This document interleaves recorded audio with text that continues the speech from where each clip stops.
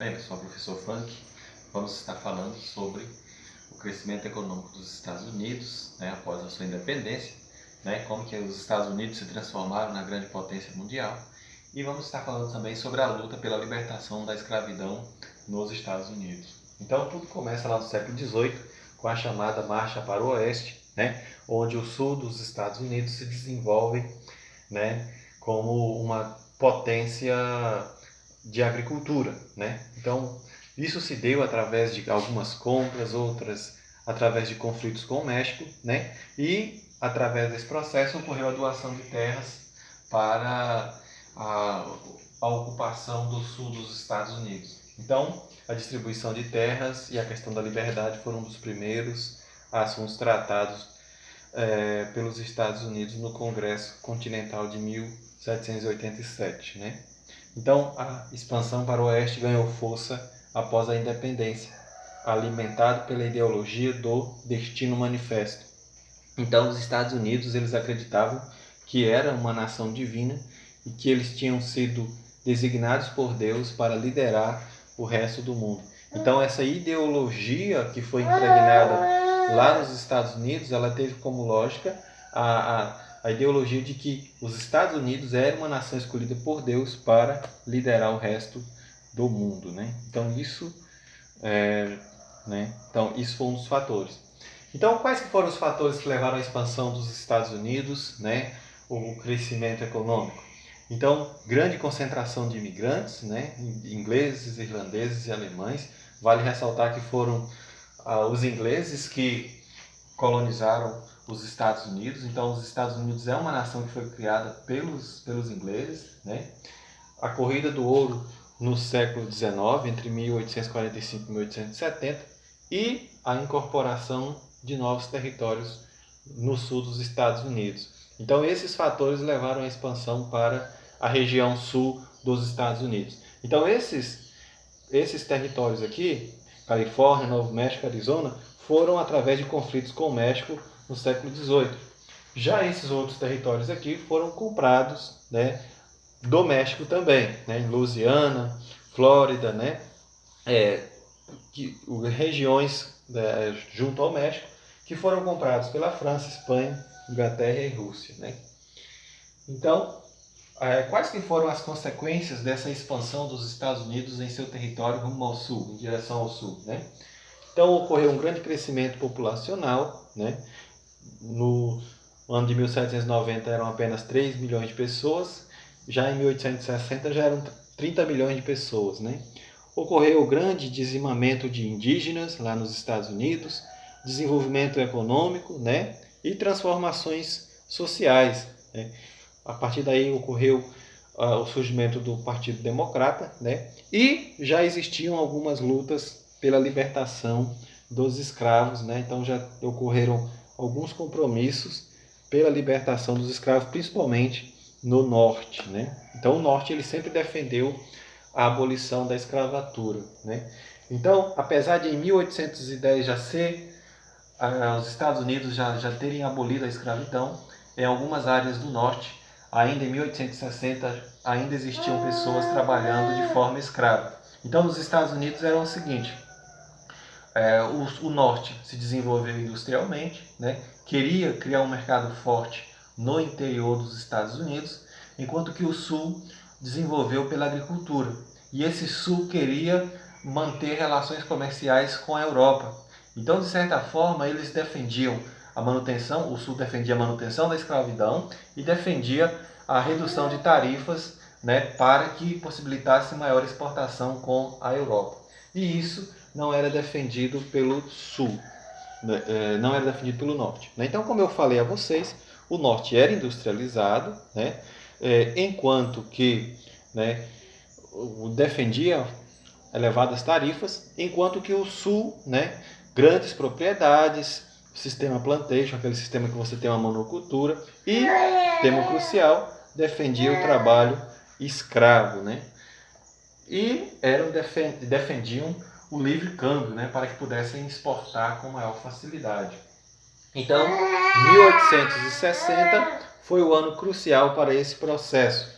O Sul estava no auge das exportações com a Europa, Então, crescia e, portanto, reivindicava tarifas mais baixas para melhor exportar. Já o norte se industrializou, né, e desejava uma proteção tarifária para que produtos estrangeiros não entrassem dentro dos Estados Unidos.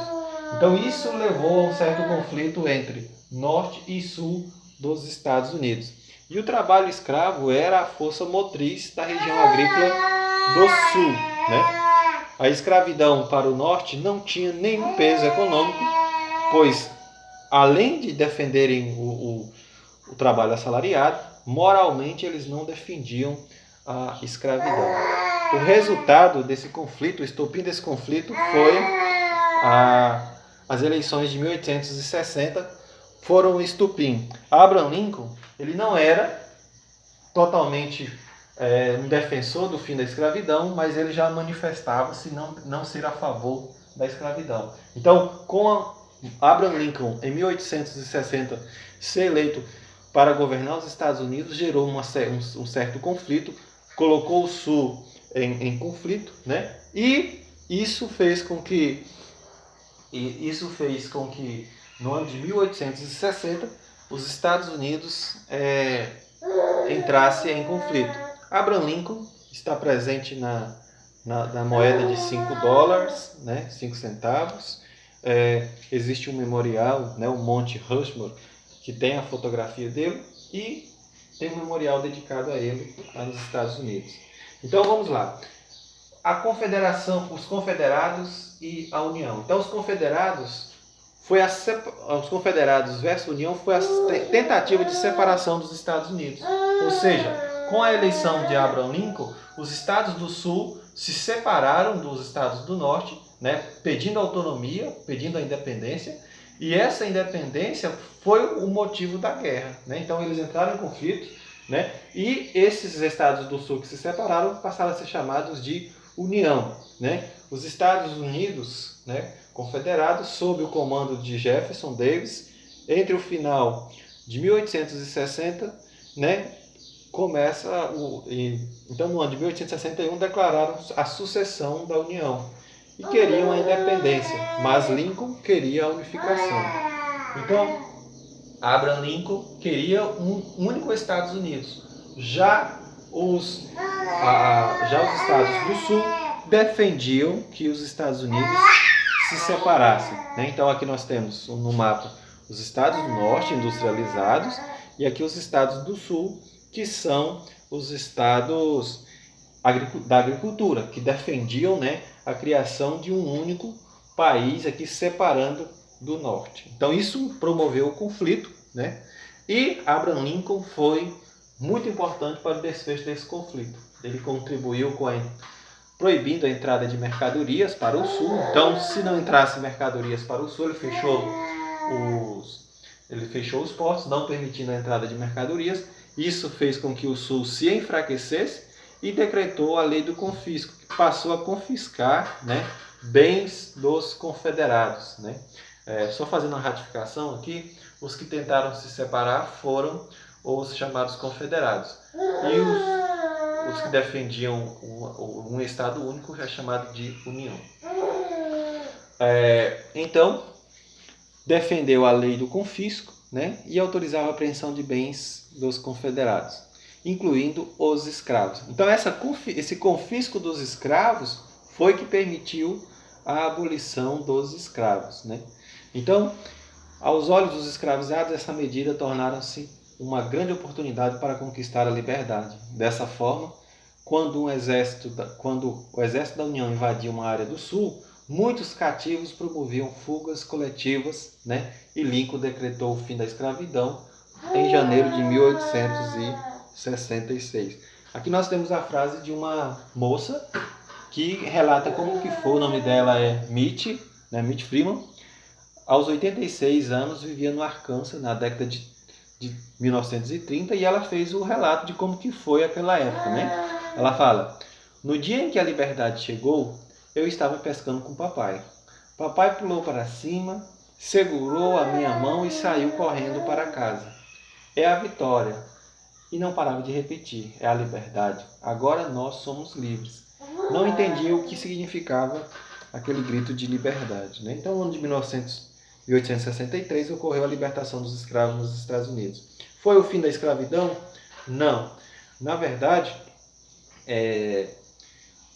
a segregação racial continuou a existir, né?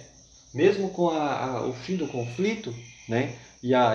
Em 1863 ser declarada a libertação dos escravos, eles continuaram sem acesso à educação, propriedade e direito a terras e sem direito a votos. Além disso, prevalecia em todo o país a ideia de que o negro era inferior, né? E também os habitantes do sul tornaram-se cada vez mais segregacionistas, né? Negros e brancos não podiam conviver em espaços públicos, a não ser no trabalho. E na década de 1870, alguns dos estados confederados aprovaram leis segregacionistas que proibiam negros e brancos de frequentar os mesmos restaurantes, as mesmas estações de trens, não podia frequentar as mesmas escolas, nem banheiros, né, e nem barbearias. Eram as chamadas leis do Jim Crow, que se baseavam no princípio de que negros e brancos eram iguais, mas deviam viver separados. Também foi criado nos Estados Unidos os chamados Ku Klux Klan, né, que defendia mesmo essa segregação, essa separação